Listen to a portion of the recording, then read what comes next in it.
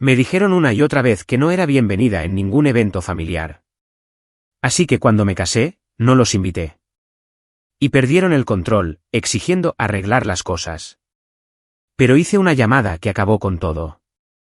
Mi nombre es Diane y a los 33 años, todavía recuerdo la punzada de esas palabras. No eres bienvenida aquí. Crecer como la extraña en mi propia familia dejó cicatrices que nunca sanaron por completo. Mientras que otros niños tenían padres que exhibían sus obras de arte con orgullo, los míos constantemente olvidaban que existía. Las reuniones familiares se convirtieron en campos de batalla donde luchaba por reconocimiento, pero siempre perdía. Cuando llegó el día de mi boda, tomé una decisión que sorprendió a todos menos a mí. El día que me defendí a mí misma cambió todo. Antes de continuar esta dolorosa historia, déjenme saber desde dónde están viendo en los comentarios y suscríbanse si quieren más historias sobre defenderse cuando la familia te falla. Crecí en Greenwich, Connecticut, en un vecindario donde la riqueza y el estatus lo significaban todo. Nuestra casa de estilo colonial, con su césped bien cuidado y su gran entrada, parecía perfecta desde el exterior. Mi padre, Thomas, era un exitoso banquero de inversiones que valoraba los logros y las conexiones sociales por encima de todo.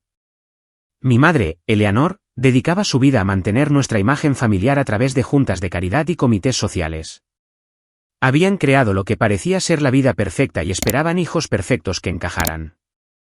Mis hermanos encajaban en ese molde sin esfuerzo. James, 2 años mayor, sobresalía en cada deporte que probaba y mantenía calificaciones perfectas sin parecer estudiar.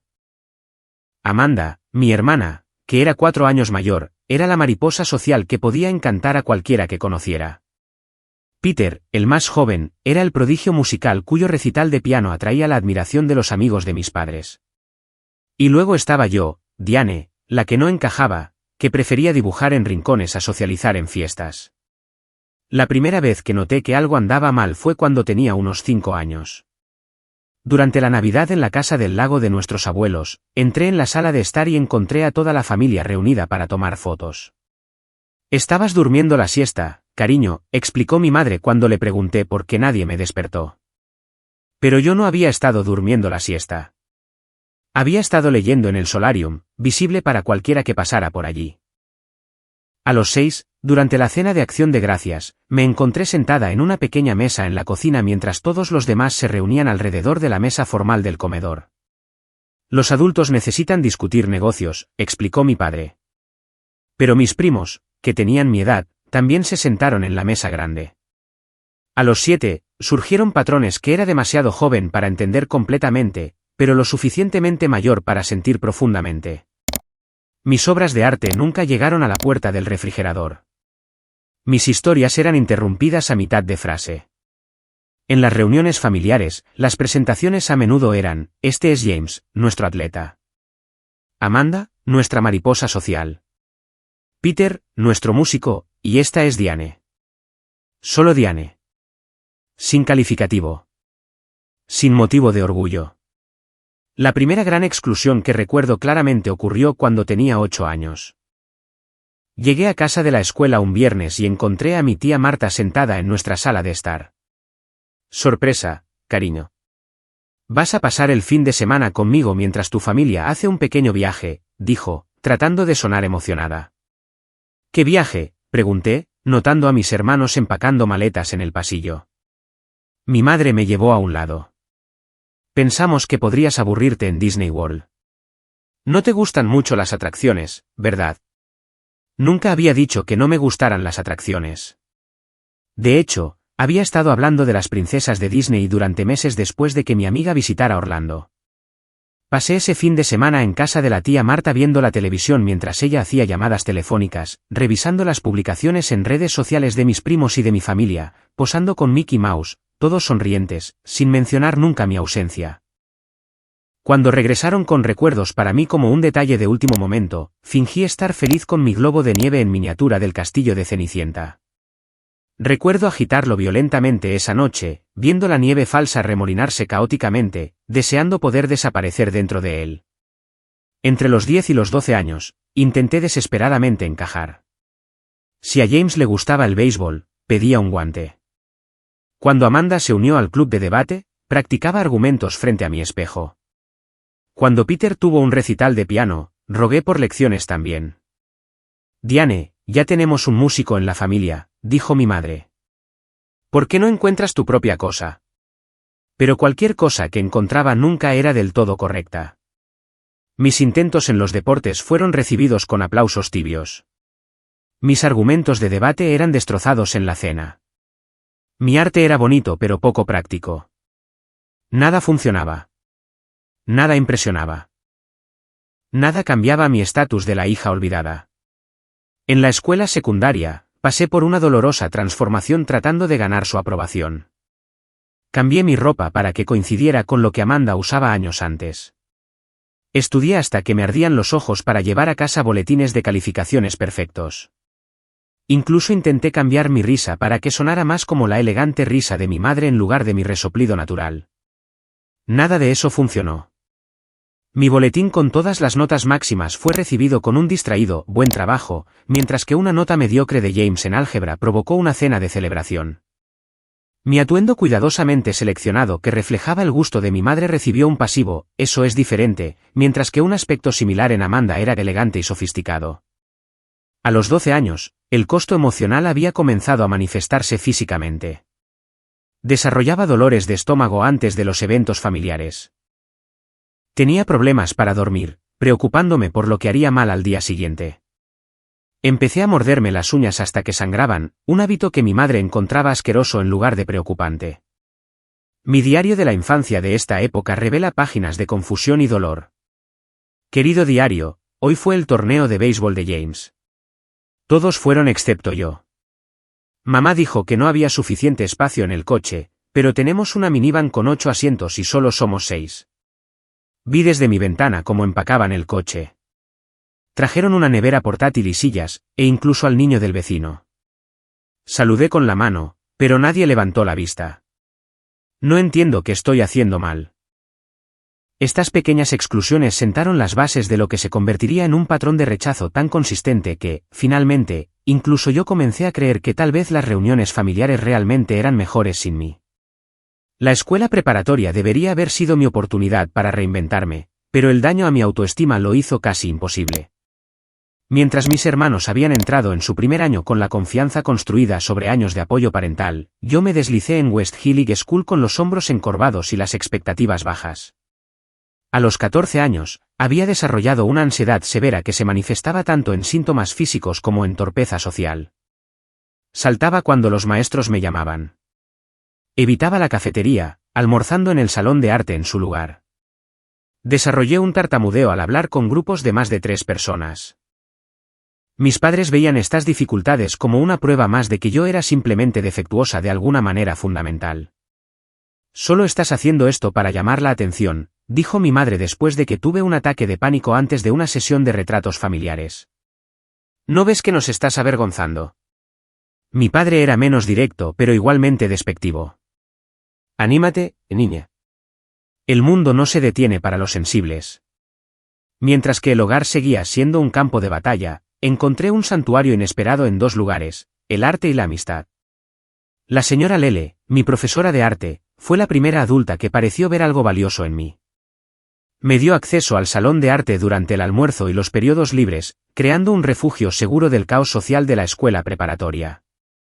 Tu uso de la sombra y la luz muestra una notable profundidad emocional, Diane, me dijo, el primer cumplido específico que había recibido. En esa habitación, rodeada del olor a pintura y arcilla, creé un mundo donde yo importaba.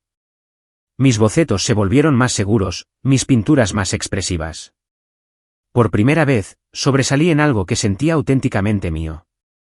También fue en ese salón de arte donde conocí a Sara, Tomás y Jen, compañeros inadaptados que reconocieron un espíritu afín. A diferencia de mi familia, ellos me buscaban, recordaban mi cumpleaños y realmente escuchaban cuando hablaba. Nuestro pequeño grupo de 4 se convirtió en la familia que nunca tuve, reuniéndonos en cafeterías después de la escuela y pasando los fines de semana viendo películas terribles y riendo hasta que nos dolían los costados.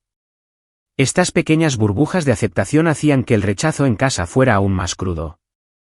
Cuando mi pintura ganó un reconocimiento del distrito, mis padres se saltaron la ceremonia a pesar de estar a solo 20 minutos de distancia. Tenemos entradas para la sinfonía esa noche, explicó mi madre. Estoy segura de que lo entenderás. Mientras tanto, condujeron 3 horas para ver a Peter tocar un solo de piano de 2 minutos en un recital y 4 horas para el encuentro estatal de atletismo de James, donde ni siquiera calificó para las finales. La primera exclusión verdaderamente explícita ocurrió cuando tenía 16 años. James se graduaba de Yale, siguiendo los pasos de nuestro padre. Durante semanas, mis padres discutieron la fiesta de celebración que estaban planeando en nuestra casa. Oí hablar de servicios de catering, decoraciones, y la lista de invitados que se expandía a más de 50 personas. Supuse que estaría allí, a pesar de mi creciente malestar en las funciones familiares. La noche de la fiesta, bajé las escaleras con un vestido nuevo que había comprado específicamente para la ocasión, solo para encontrar a mi madre bloqueando la entrada a nuestra sala de estar, su rostro una máscara de molestia. «¿Qué estás haciendo?», preguntó. «Voy a la fiesta de James», dije, sintiendo ya mi pecho oprimirse. Ella miró por encima de su hombro a los invitados que socializaban detrás de ella, luego de nuevo a mí. «Pensamos que estarías más cómoda arriba. ¿Sabes cómo te estresan estos eventos? Pedimos una pizza para ti. Está en la cocina». «Pero es mi hermano», protesté, sintiendo que las lágrimas amenazaban con salir. «Quiero celebrar también». Su rostro se endureció. «Mira, Diane, es simplemente más fácil sin ti aquí. Siempre dices lo incorrecto o te escondes en un rincón. James necesita hacer contactos esta noche con los colegas de su padre. Es importante». Me quedé helada mientras sus palabras me atravesaban. «Es simplemente más fácil sin ti aquí». 6 palabras que confirmaban lo que había sospechado durante años. No solo me pasaban por alto. Me excluían deliberadamente.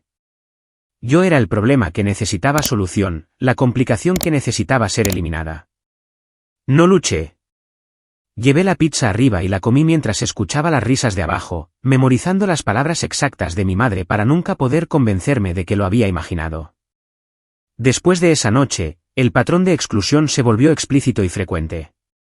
Cuando Amanda se comprometió 6 meses después, me enteré por Facebook junto con sus conocidos casuales. La cena de celebración familiar ocurrió sin mí, con fotos publicadas en línea que mostraban sillas vacías que podrían haberme acomodado. La invitación a la fiesta del 80º cumpleaños de mi abuelo nunca llegó. Y cuando lo mencioné, mi madre dijo suavemente: «Oh, pensamos que te parecería aburrido». Son principalmente sus viejos socios de negocios.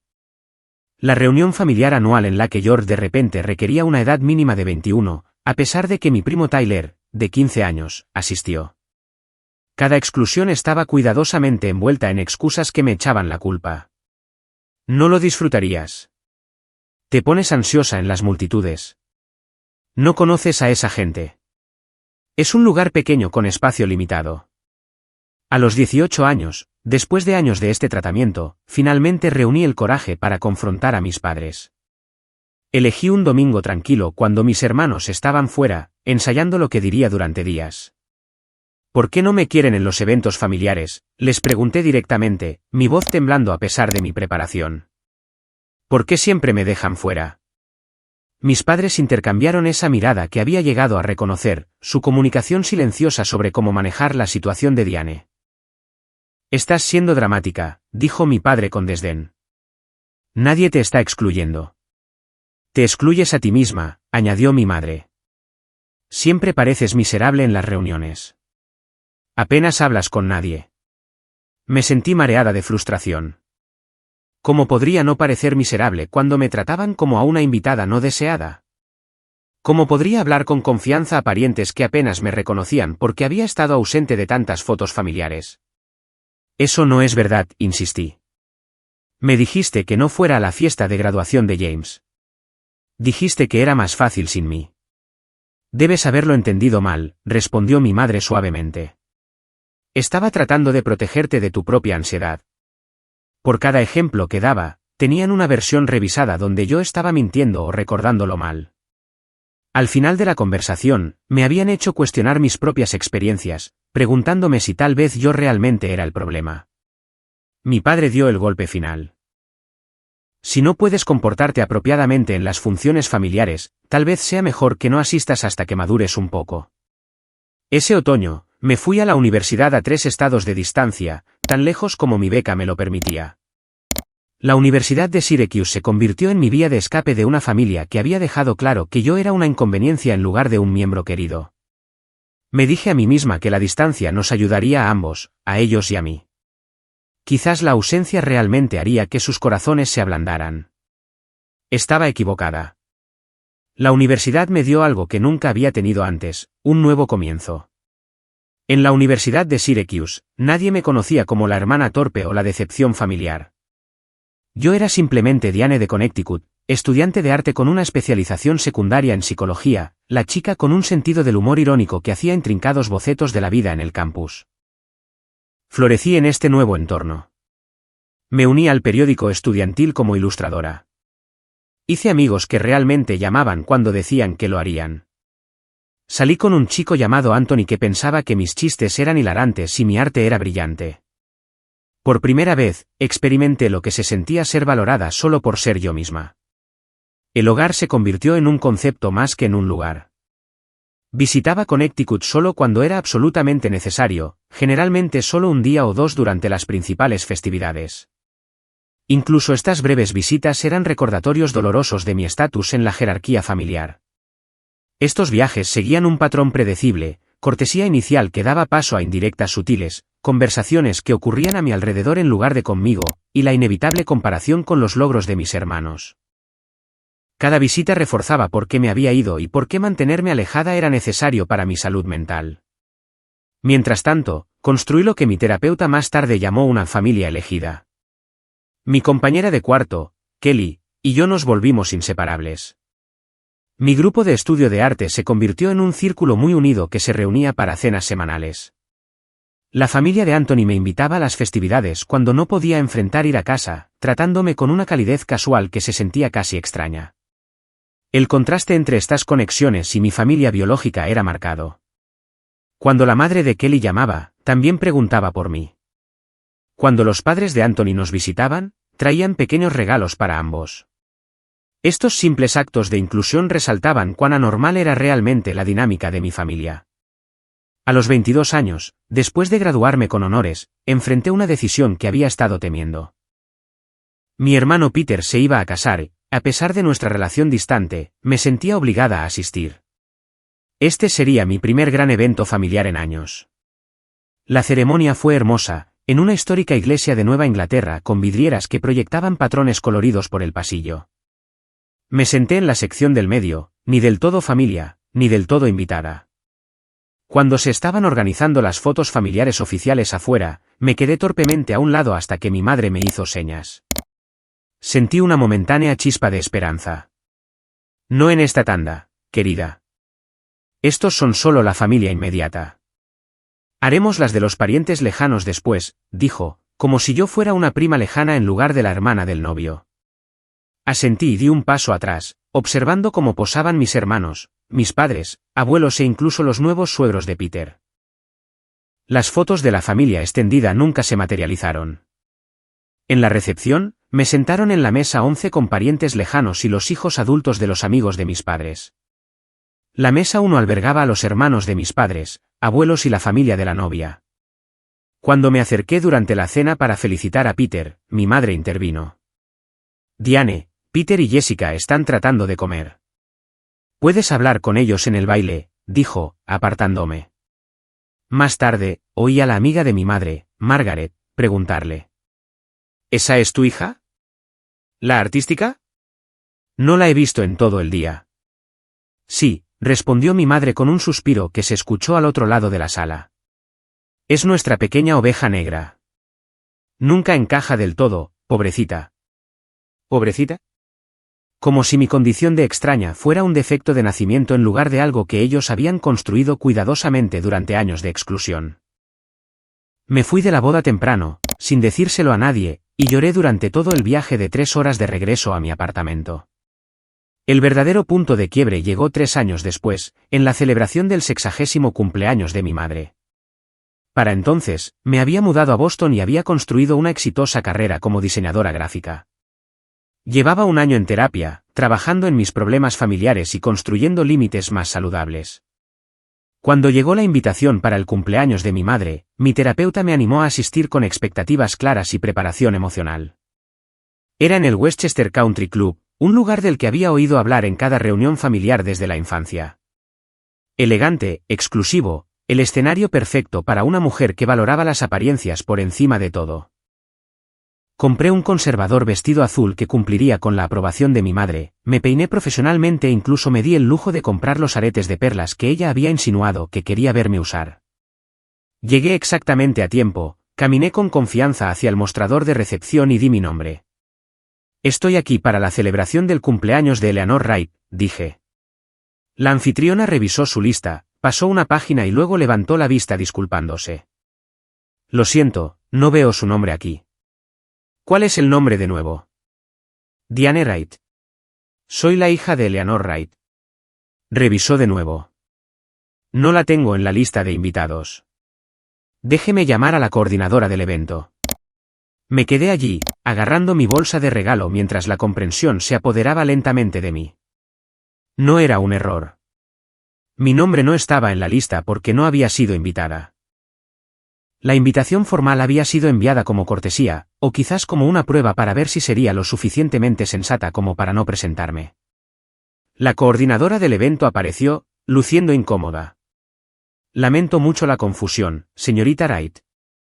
Déjeme ver qué puedo hacer. Desapareció en el salón de baile y regresó minutos después con mi madre, cuyo rostro registró primero sorpresa, luego una inconfundible molestia. Diane, ¿qué haces aquí?, preguntó en voz baja. Recibí una invitación, dije, mi voz sorprendentemente firme a pesar de la humillación que me quemaba por dentro. Debe haber habido algún error.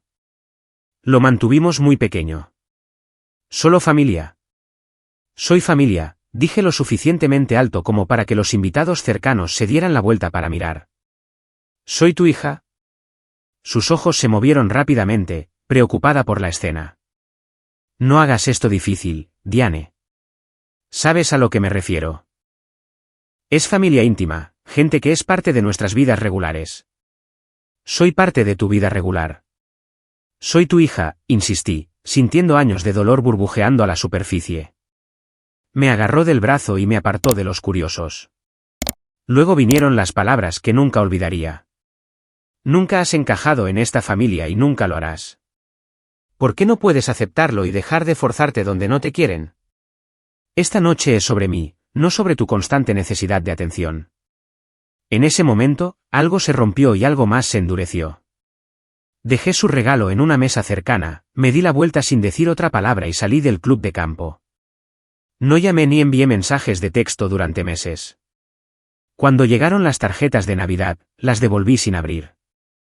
Cuando mi padre dejó mensajes de voz sobre documentos fiscales que necesitaban reenviar, respondí solo por correo electrónico.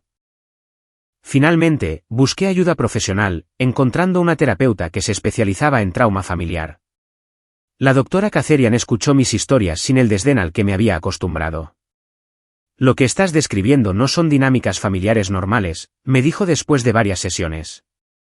Tus experiencias apuntan a un patrón de negligencia emocional y exclusión que ha causado un trauma significativo. Explicó que mi hipervigilancia, mis tendencias a complacer a la gente y mi dificultad para confiar en los demás eran todos síntomas de lo que diagnosticó como trastorno de estrés postraumático complejo por el rechazo familiar continuo. Por primera vez, tenía un marco que daba sentido a mis experiencias en lugar de minimizarlas. Con su guía, establecí límites firmes. Ya no asistiría a eventos donde no fuera genuinamente querida. Ya no buscaría la aprobación de personas incapaces de darla. Ya no fingiría que la situación de mi familia era normal o aceptable. Tenía 25 años y finalmente comenzaba a entender que el problema nunca había sido yo. Conocí a Michael cuando tenía 27 años en una subasta de arte benéfica en Boston. Él pujó por una de mis piezas, una representación en técnica mixta de la desconexión que presentaba fotos familiares fracturadas y un hilo rojo enredado. Después de ganar la puja, me buscó no solo para elogiar mi trabajo, sino para discutir las emociones detrás de él. Tu pieza habla de aislamiento dentro de la conexión, dijo, mirándome directamente con interés genuino. La forma en que has posicionado las figuras tan cerca pero separadas por el espacio negativo. Es poderoso. Esa conversación de 5 minutos llevó a un café, que llevó a una cena, que llevó a la relación más honesta que había experimentado. Michael era un ingeniero de software con alma de artista, que entendía los impulsos creativos y respetaba los límites emocionales. Me hizo sentir vista de maneras que mi familia nunca lo había hecho. En nuestra tercera cita, compartí cautelosamente parte de mi historia familiar, esperando el habitual silencio incómodo o la tranquilizadora desestimación. En cambio, Michael tomó mi mano y dijo, lamento mucho que no pudieran ver tu valía. Eso dice todo sobre ellos y nada sobre ti. Su propia experiencia familiar no era idéntica, pero rimaba con la mía. Sus padres se divorciaron cuando él tenía 10 años, y su padre había abandonado en gran medida a la familia después, comenzando una nueva y reconociendo rara vez a su primer grupo de hijos. Michael entendía el dolor particular de ser borrado por alguien que debería amarte incondicionalmente. A medida que nuestra relación se profundizaba, llegó el momento inevitable en que Michael tendría que conocer a mi familia. Lo retrasé tanto como fue posible, advirtiéndole extensamente de antemano. Serán educados pero fríos, expliqué. Te preguntarán sobre tu trabajo y tu familia, pero solo para categorizarte, no para conocerte. Y casi con seguridad dirán algo despectivo sobre mí cuando piensen que no estás escuchando. Él apretó mi mano, entonces escucharé con mucho cuidado. Visitamos durante el Día de Acción de Gracias, alojándonos en un hotel en lugar de en la casa de mis padres, a pesar de su insistencia superficial de que deberíamos quedarnos con ellos. La visita fue exactamente como había predicho. Mi madre examinó el traje de confección de Michael con una desaprobación apenas disimulada. Mi padre lo interrogó sobre sus perspectivas profesionales y su origen familiar. Mi hermana Amanda se aseguró de mencionar que su esposo trabajaba para una empresa de tecnología más prestigiosa. El momento que temía llegó durante el postre cuando dejé la mesa brevemente para ir al baño.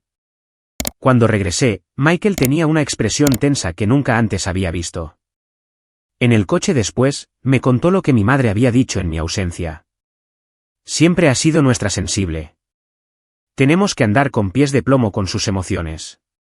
Espero que estés preparado para eso. Michael estaba furioso, no por la advertencia en sí, sino por cómo me socavaba mientras pretendía ser útil. Agradecí que finalmente pudiera ver lo que había intentado explicar durante años. Tú nunca fuiste el problema, insistió.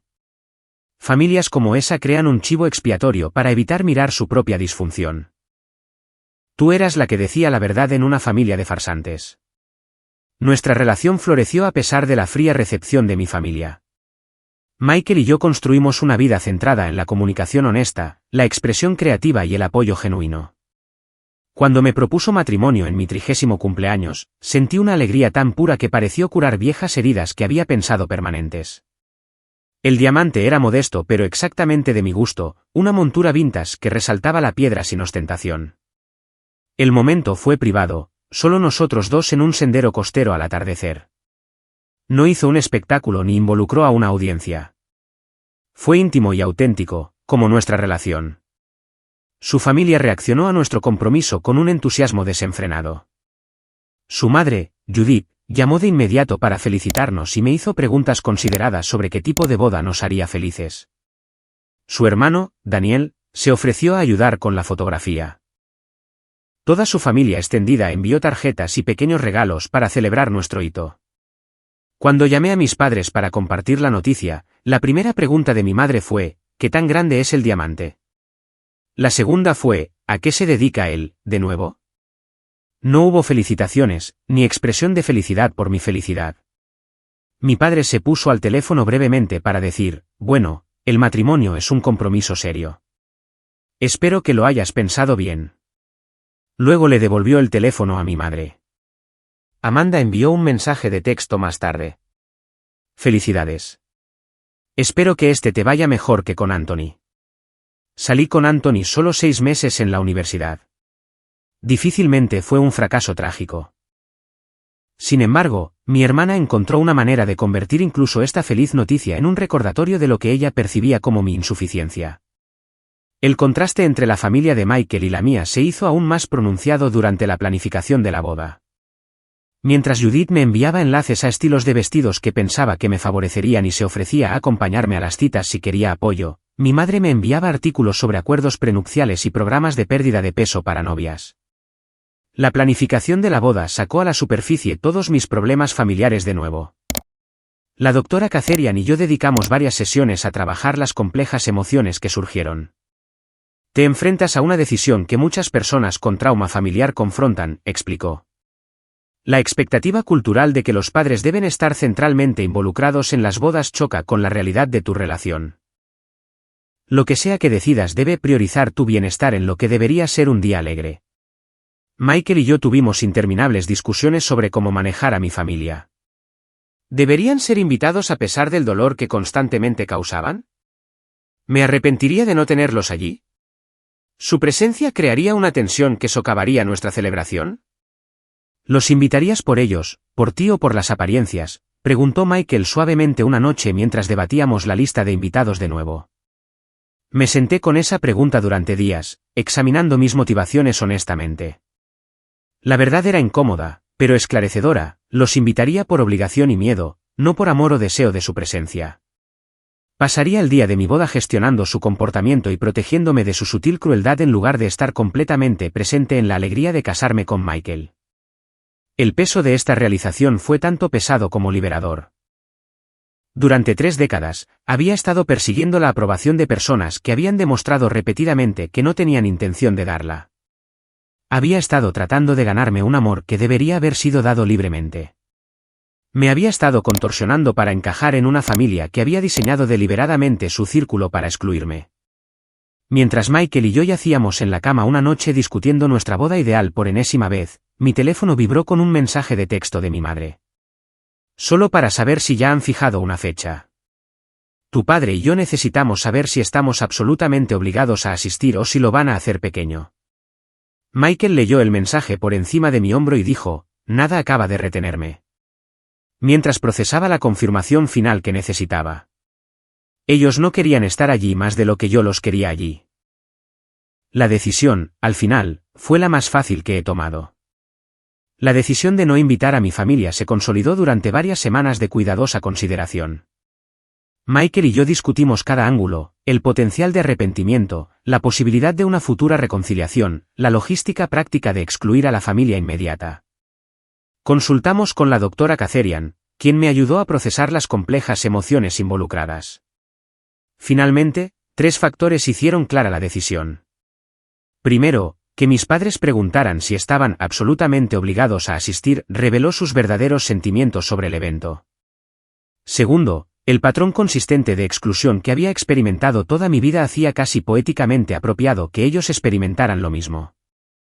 Y finalmente, la verdad innegable de que su presencia transformaría el día de mi boda de una celebración alegre a una actuación inductora de ansiedad. La parte más difícil fue decidir cómo informarles. Una llamada telefónica parecía demasiado confrontacional, un correo electrónico demasiado impersonal. Después de mucha deliberación, decidí enviar anuncios formales en lugar de invitaciones una vez que la boda estuviera planeada. Los anuncios eran elegantes y directos. Michael Patterson y Diane Wright anuncian con alegría su matrimonio el 12 de junio de 2023, en una ceremonia íntima con amigos cercanos. Esperamos comenzar este nuevo capítulo de nuestras vidas juntos. Incluí una nota personal a mis padres y a cada hermano, aunque hemos elegido mantener nuestra ceremonia muy pequeña, solo con los más cercanos a nosotros, queríamos compartir nuestra felicidad con ustedes al comenzar este nuevo capítulo. La redacción fue cuidadosamente elegida para hacer eco de las explicaciones que me habían dado durante décadas al excluirme de los eventos familiares. Era pequeño. Era íntimo. Estaba limitado a los más cercanos a nosotros. Las mismas razones que había escuchado toda mi vida. Envié los anuncios por correo 6 semanas antes de la boda y luego esperé la respuesta que sabía que vendría. La primera llamada llegó dentro de las 48 horas de la entrega. Mi madre, su voz tensa por una furia controlada. ¿Qué quieres decir exactamente con este anuncio?, exigió sin preámbulos. Exactamente lo que dice, respondí con calma. Michael y yo vamos a tener una boda pequeña con nuestros amigos más cercanos. Somos tu familia, dijo, enfatizando la palabra familia como si yo pudiera haber olvidado la conexión biológica. Por supuesto que estaríamos allí. Esto es ridículo. Siento que te sientas así, dije, usando el lenguaje neutral que la doctora Kazarian y yo habíamos practicado. Hemos tomado nuestra decisión basándonos en lo que hará que nuestro día sea más significativo para nosotros. Su voz se elevó. ¿Es esto algún tipo de venganza, Diane? ¿Por qué? ¿Qué hemos hecho exactamente para merecer este tipo de tratamiento? La ironía era tan perfecta que casi me reí. En cambio, mantuve la calma. No se trata de venganza. Se trata de rodearnos de personas que han estado consistentemente para nosotros y han apoyado nuestra relación. Mi padre llamó a continuación, su enfoque más táctico. Habló de obligaciones familiares, apariencias y qué pensará la gente. Cuando eso no funcionó, recurrió a la culpa.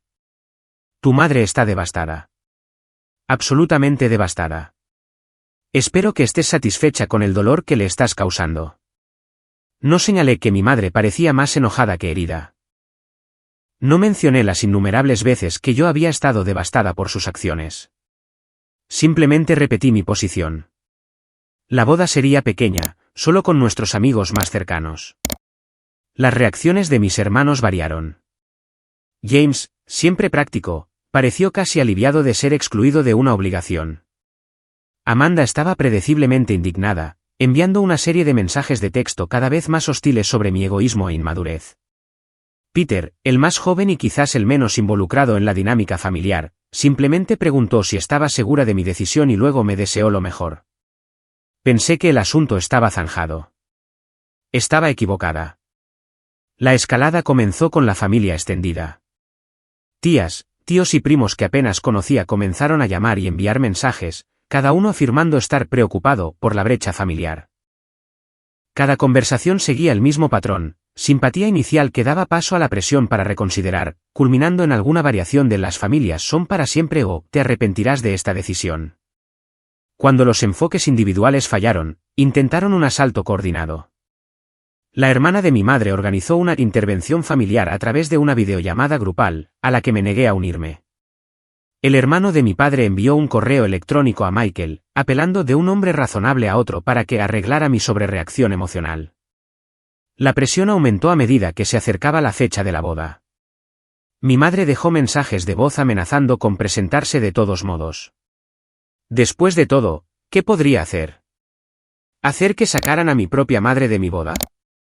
La escena pública implícita era exactamente el tipo de chantaje emocional que siempre había empleado. La situación llegó a un punto crítico 3 semanas antes de la boda cuando recibí una llamada de nuestro lugar de celebración. Una mujer que decía ser mi madre se había puesto en contacto con ellos para solicitar asientos especiales para la familia en la ceremonia. Cuando le informaron que no existían tales arreglos porque no estaban en la lista de invitados, se había agitado e insistido en que debía haber un error. 2 días después, Amanda publicó un mensaje vago pero directo en las redes sociales sobre hijos ingratos que olvidan de dónde vienen. Recibió comentarios de apoyo de varios miembros de la familia, incluidas referencias apenas veladas a mi próxima boda. La gota que colmó el vaso fue enterarme de que mi madre se había puesto en contacto con varios de mis amigos, supuestamente para verificar los detalles de la boda. En realidad, estaba intentando ponerlos en mi contra compartiendo historias selectivas de mi infancia que me pintaban como emocionalmente inestable y crónicamente ingrata. Michael me encontró sentada en el suelo de nuestro baño esa noche, hiperventilando mientras las viejas respuestas al trauma inundaban mi sistema. Me abrazó hasta que el pánico cedió y luego hizo una sugerencia que finalmente cambiaría todo. Creo que debemos considerar algo de seguridad para la boda, dijo suavemente, y creo que necesitas tener una última conversación con tus padres para dejar absolutamente claro que su comportamiento es inaceptable. Tenía razón. Mi silencio y distancia no habían logrado establecer el límite que necesitaba. Era hora de algo más definitivo. Con nuestra boda a solo 2 semanas de distancia, Michael y yo hicimos varios cambios prácticos para asegurar que el día permaneciera pacífico y alegre. Contratamos a una persona de seguridad que tendría fotos de los miembros de mi familia e instrucciones para rechazarlos cortés pero firmemente si aparecían. Cambiamos algunos detalles menores sobre la hora y la ubicación exacta de la ceremonia, compartiendo la información actualizada solo con los invitados confirmados. Asignamos al hermano de Michael, Daniel, para que interfiriera si era necesario, dándole descripciones de posibles intrusos de mi lado de la familia. Estas precauciones prácticas ayudaron a aliviar mi ansiedad inmediata, pero el problema mayor persistía. Mi familia continuó su campaña de presión, manipulación y culpa, escalando sus tácticas a medida que se acercaba la boda. Estaba claro que sin una respuesta definitiva de mi parte, este patrón continuaría indefinidamente, proyectando una sombra no solo sobre nuestra boda, sino sobre nuestra vida de casados. La doctora Kazarian me ayudó a prepararme para lo que ambas acordamos que sería la conversación más importante de mi vida. No se trata solo de la boda, explicó durante una sesión de emergencia. Se trata de establecer los términos de tu relación con tu familia en el futuro. Sé clara, sé firme y lo más importante, prepárate para sus intentos de manipular la narrativa. Sugirió que escribiera los puntos clave que quería cubrir, anticipara sus posibles respuestas y practicara mantener los límites cuando me sintiera provocada. Hicimos un juego de roles de la conversación varias veces, con ella interpretando a mi madre y a mi padre con una precisión escalofriante. Al final de nuestra sesión, me sentí tan preparada como podía estar. También tomé una medida práctica que Michael sugirió. Grabaría la llamada, no para usarla como palanca o para compartirla con otros, sino para protegerme de la manipulación psicológica que inevitablemente seguía a cualquier confrontación con mis padres. Demasiadas veces me habían dicho que había entendido mal, recordado mal o malinterpretado sus palabras. Una grabación sería mi ancla a la realidad. Elegí un martes por la noche cuando sabía que ambos padres estarían en casa después de la cena, su momento más relajado del día.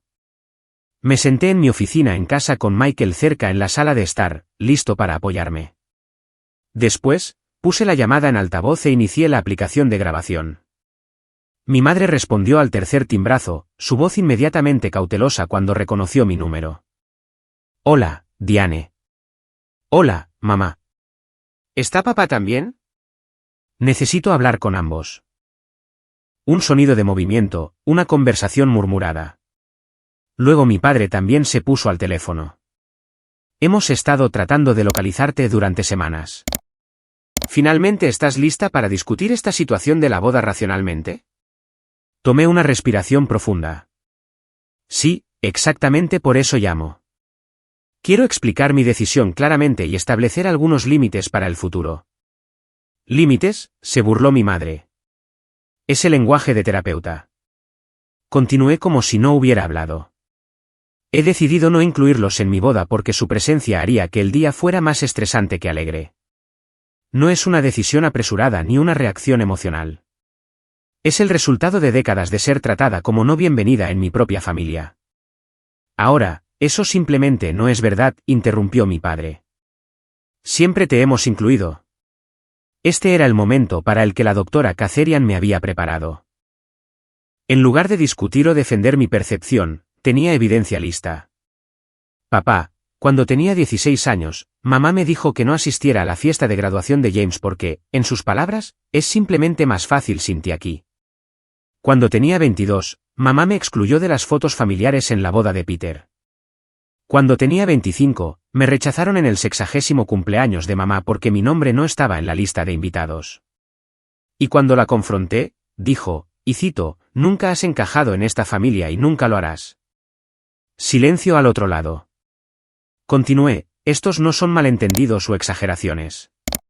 Son incidentes específicos que me han mostrado cuál es mi lugar en esta familia, y son solo algunos ejemplos entre muchos. Siempre fuiste de guardar rencor, dijo finalmente mi madre, pero su voz había perdido algo de su certeza. Reproduje mi primera grabación entonces, de la boda de Peter. La voz de mi madre, clara como el día, sí, esa es nuestra pequeña oveja negra. Nunca encaja del todo. ¿Pobrecita? Luego la segunda, de un día de acción de gracias 5 años antes, mantuvimos el puesto de Diane en la cocina. Es simplemente más fácil cuando no es parte de la conversación principal. Y finalmente, la más devastadora, de su 60º cumpleaños, nunca has encajado en esta familia y nunca lo harás. ¿Por qué no puedes aceptarlo y dejar de forzarte donde no te quieren? No había planeado reproducir estas grabaciones. Estaban destinadas a ser mi confirmación privada de que no estaba loca, de que estas cosas realmente habían sucedido. Pero en el momento, enfrentando su negación, necesitaba que escucharan sus propias palabras. El silencio que siguió fue profundo. Cuando volví a hablar, mi voz era firme. He pasado mi vida tratando de ganarme un lugar en esta familia. He cambiado cómo me visto, cómo hablo, lo que estudio, quién soy, tratando de ser aceptable para ustedes. Nada ha sido suficiente. Así que he dejado de intentarlo. El día de mi boda lo pasaré con personas que me aman como soy, no con personas que me han demostrado consistentemente que no soy bienvenida. Podía oír la respiración entrecortada de mi madre. No entiendo por qué nos estás haciendo esto. No les estoy haciendo nada a ustedes. Estoy tomando una decisión saludable para mí misma. Y en el futuro, necesito que respeten mis límites. Dejen de contactar a mis amigos. Dejen de llamar a mi lugar de celebración. Dejen de amenazar con aparecer donde no están invitados. Dejen de intentar manipularme a través de la familia extendida. ¿Y si no lo hacemos?, preguntó mi padre, su voz anormalmente tensa. Entonces esta será nuestra última conversación. No tendré personas en mi vida que no puedan respetar mis límites claramente establecidos. Incluso si son familia. Especialmente si son familia. Dejé que eso se asimilara antes de continuar con la parte final de mi declaración preparada. No tomé esta decisión a la ligera y no la tomé para herirlos. La tomé para protegerme. Durante 30 años, he sido tratada como una idea de último momento en esta familia. No estoy dispuesta a llevar esa dinámica a mi matrimonio o a cualquier futura familia que podamos crear. Estás exagerando, dijo mi padre, pero las palabras carecían de convicción. Reproduje una última grabación, un mensaje de voz de mi madre recibido la semana pasada. Si crees que puedes excluirnos de esta boda, eres aún más ilusa de lo que siempre hemos pensado. Estaremos allí, nos hayas invitado o no. ¿Qué vas a hacer? ¿Poner seguridad? ¿Echar a tu propia madre? Madura, Diane. Después de que terminó la grabación, dije simplemente, he madurado. Ese es todo el punto. Mi ultimátum fue claro, reconocer el patrón de comportamiento, comprometerse a respetar mis límites o aceptar que nuestra relación había terminado. No necesitaba una disculpa por el pasado, aunque hubiera sido bienvenida. Necesitaba el reconocimiento de la realidad y el respeto por mi autonomía en el futuro. La llamada terminó sin resolución. Mis padres, confrontados con evidencia que no podían negar, se retiraron a un silencio atónito. Mi padre finalmente murmuró algo sobre necesitar tiempo para procesar, y mi madre no dijo nada en absoluto antes de desconectar. Me senté en la silla de mi oficina, temblando físicamente, pero emocionalmente más tranquila de lo que me había sentido en años. Michael entró, me rodeó con sus brazos y me abrazó sin hablar hasta que el temblor se detuvo. Estoy orgulloso de ti, susurró contra mi cabello. Por primera vez en mi vida, yo también estaba orgullosa de mí. Los días siguientes a esa llamada fueron extrañamente pacíficos. No hubo llamadas ni mensajes de texto de miembros de la familia, ni publicaciones en redes sociales, ni intentos de contactar al lugar de celebración. Solo silencio. Había esperado una escalada, otra ola de manipulación o culpa, pero en cambio encontré lo que se sentía como aceptación, o al menos resignación. Con ese peso levantado, finalmente pude concentrarme en los aspectos alegres de nuestra próxima boda, la figura personalizada del pastel con versiones en miniatura de Michael y yo, la lista de reproducción de canciones que habían marcado momentos importantes en nuestra relación, los votos escritos a mano que habíamos estado elaborando durante semanas. Por primera vez, sentí una emoción genuina sin la corriente subterránea de ansiedad que había teñido cada evento importante de mi vida desde la infancia. Me iba a casar, rodeada de personas que realmente se preocupaban por mí, con un hombre que me veía claramente y amaba lo que veía. El silencio de mi familia no era el resultado que había esperado, pero era uno con el que podía vivir. Había dicho mi verdad, establecido mi límite y reclamado mi poder. Lo que viniera después sería en mis términos, no en los de ellos. El día de nuestra boda amaneció claro y perfecto, una mañana de junio con la brisa justa para susurrar entre las rosas del jardín, pero no lo suficiente como para perturbar las delicadas decoraciones de tul. Me desperté en nuestra suite de hotel, rodeada de mis amigas más cercanas, Sara, que había conducido 6 horas para estar allí, Kelly, que había pospuesto su viaje de trabajo a Europa, y Jen, que había traído sus famosos rollos de canela caseros para nuestro desayuno previo a la boda. Prepararme fue un borrón alegre de risas y lágrimas felices. Sin drama familiar, sin tensión, solo emoción y celebración genuinas. Los ojos de Judith se llenaron de lágrimas cuando me vio con mi vestido, un diseño sencillo pero elegante de línea con detalles de encaje vintage. «Te ves absolutamente radiante, Diane», dijo, ajustando mi collar con ternura maternal. Michael se va a quedar sin palabras. Daniel llamó a la puerta una hora antes de la ceremonia, aparentemente para entregar una nota de Michael, pero en realidad para confirmar que el perímetro estaba seguro. «No hay señales de ningún miembro de la familia Wright», informó en voz baja. «Todo está perfecto». Y lo estaba. Caminando por el pasillo hacia Michael, no sentí nada de la ansiedad o hipervigilancia que habían sido mis compañeras constantes en las funciones familiares. No estaba escaneando a la multitud en busca de caras de desaprobación ni preparándome para comentarios hirientes.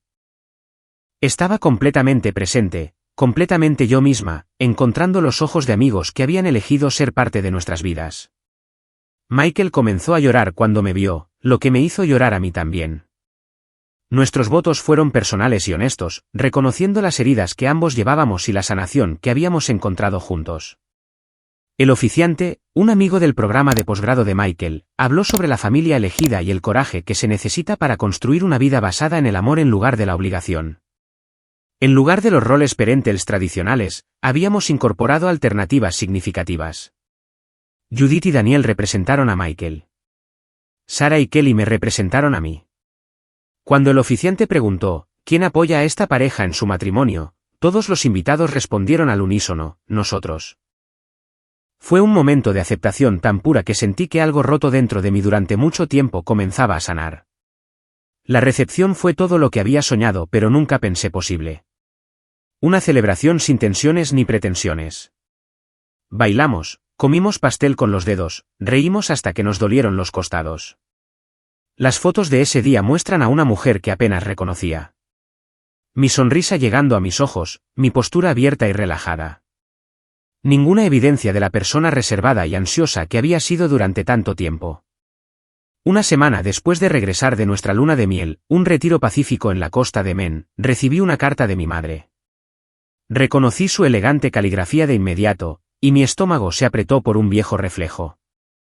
Michael se ofreció a leerla primero, pero sabía que esto era algo que necesitaba enfrentar directamente.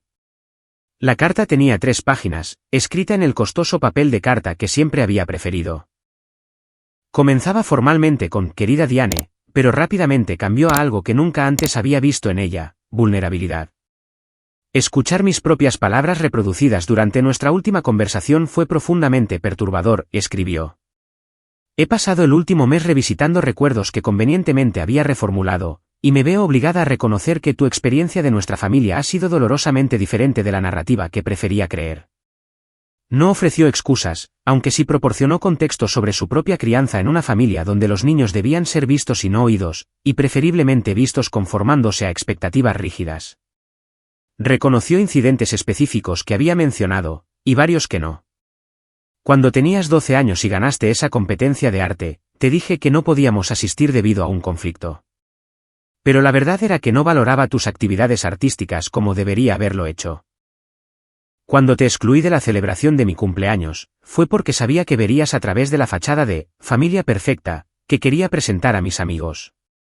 Lo más significativo, escribió, no puedo deshacer los años en que te hice sentir no bienvenida, pero puedo reconocer que sucedió y que estuvo mal. Entiendo por qué no nos quisiste en tu boda, y aunque dolió, lo reconozco como la consecuencia natural de nuestras acciones. La carta concluía con una apertura tentativa en lugar de una exigencia. Si alguna vez te sientes lista para una conversación sobre construir un tipo diferente de relación en el futuro, acogería esa oportunidad. Si no, respetaré tu límite y te desearé felicidad en la vida que has creado. Estaba firmada simplemente Eleanor, no mamá, un reconocimiento de que no se había ganado ese título de ninguna manera significativa. Leí la carta 3 veces, luego se la pasé a Michael, quien la leyó con las cejas levantadas. Esto es inesperado, dijo con cuidado. ¿Cómo te sientes al respecto? Sentí muchas cosas: conflicto, cansancio, una pequeña chispa de esperanza, dolor persistente. Sabía lo suficiente sobre la curación para entender que una carta, por sincera que fuera, no podía borrar décadas de daño. Pero era un comienzo que no había creído posible. Esperé 2 semanas antes de responder, usando ese tiempo para procesar con la doctora Kazarian y considerar qué tipo de relación, si es que alguna, quería con mi familia en el futuro. Mi respuesta fue breve pero clara. Agradecía su reconocimiento y su disposición a respetar mis límites. No estaba lista para una reunión cara a cara, pero estaría abierta a una comunicación escrita continua como primer paso. La firmé Diane, igualando su formalidad y la distancia apropiada entre nosotros. En los meses siguientes, se desarrolló una cuidadosa correspondencia. Eleanor escribió sobre su propio viaje terapéutico, que había comenzado después de nuestra confrontación. Yo compartí detalles limitados sobre mi trabajo y mi nueva vida de casada. Éramos menos madre e hija y más parientes lejanos conociéndose desde cero, lo que se sentía correcto dadas las circunstancias. Mi padre envió una única carta más corta, menos consciente emocionalmente, pero claramente influenciada por mi madre. Reconoció que no había logrado protegerme de sentirme excluida y se disculpó por desestimar mis sentimientos. Fue un esfuerzo mínimo, pero más de lo que jamás había esperado de él. Las reacciones de mis hermanos variaron. James envió un mensaje de texto expresando arrepentimiento por no haber sido un mejor hermano y preguntando si estaría dispuesta a tomar un café alguna vez. Amanda permaneció en silencio, aparentemente incapaz de renunciar a su posición en la jerarquía familiar. Peter, siempre el menos involucrado en el drama familiar, envió un regalo de bodas con una nota dulce, como si nada inusual hubiera sucedido. A medida que se acercaba mi primer aniversario con Michael, podía mirar hacia atrás en el viaje con una perspectiva que antes me faltaba. La curación familiar, había aprendido, no siempre se parece a una reconciliación completa o a un cierre perfecto. A veces significa establecer patrones más saludables con contacto limitado. A veces significa alejarse por completo. La parte importante era que ahora tenía el poder de elegir. La lección más grande de esta experiencia fue una que había estado aprendiendo lentamente toda mi vida adulta: la familia se define por el comportamiento, no por la biología. Las personas que están presentes, que te ven claramente, que crean espacios seguros para tu ser auténtico, esa es tu verdadera familia, independientemente del ADN compartido. Michael y yo hemos creado nuestra propia unidad familiar basada en principios de comunicación honesta, respeto mutuo y afecto genuino. Organizamos reuniones festivas para amigos sin hogares a los que regresar. Celebramos logros, tanto grandes como pequeños. Hemos construido un hogar donde todos son bienvenidos y nadie se siente como una ocurrencia tardía. Mi relación con mi familia biológica sigue siendo compleja y en evolución. Intercambiamos correos electrónicos y tarjetas ocasionales. Eleanor y yo hemos progresado a llamadas telefónicas mensuales, breves pero cada vez más genuinas. Thomas permanece distante pero civil. Tomo café con James cada pocos meses, nuestras conversaciones moviéndose lentamente más allá de las cortesías superficiales. Amanda y yo mantenemos nuestra distancia, lo que se siente más saludable para ambas. Peter y su esposa han visitado nuestra casa 2 veces, la conexión más natural de cualquier miembro de la familia. La decisión de la boda que una vez pareció tan dramática ahora se siente como el catalizador necesario para el cambio. Al establecer firmemente mi límite, creé un espacio para la transformación o la separación, cualquier resultado más saludable que el patrón en el que habíamos estado encerrados durante décadas. A menudo pienso en ese momento en mi oficina, haciendo la llamada que lo cambiaría todo. El coraje que se necesitó provino de años de trabajo de sanación, del apoyo inquebrantable de Michael y de finalmente aceptar una verdad que había estado combatiendo toda mi vida: merecía algo mejor de lo que mi familia había ofrecido. Si estás viendo esto y luchando con dinámicas familiares similares, por favor, sabe que tus sentimientos son válidos. El dolor de ser excluido por aquellos que deberían amarte más profundamente que casi cualquier otra herida. Pero la sanación es posible. Establecer límites no es egoísta, es necesario para tu bienestar. Y a veces, lo más amoroso que puedes hacer por ti mismo es dejar de intentar pertenecer donde no eres valorado. Mi historia no tiene un final feliz perfecto con una reconciliación completa. Y eso está bien. La vida real rara vez se ata prolijamente con un lazo. En cambio, tengo algo más valioso: paz dentro de mí misma. Un matrimonio basado en el amor genuino y la libertad de definir la familia en mis propios términos. ¿Alguna vez has tenido que tomar una decisión difícil sobre las relaciones familiares? ¿Cómo lo manejaste? Comparte tu experiencia en los comentarios a continuación. Y si esta historia resonó contigo, por favor, dale a me gusta y suscríbete para más historias sobre encontrar la fuerza a través de los desafíos de la vida. Recuerda que eres digno de respeto y pertenencia, incluso si las personas que deberían habértelo mostrado fallaron en su responsabilidad. Gracias por escuchar mi viaje.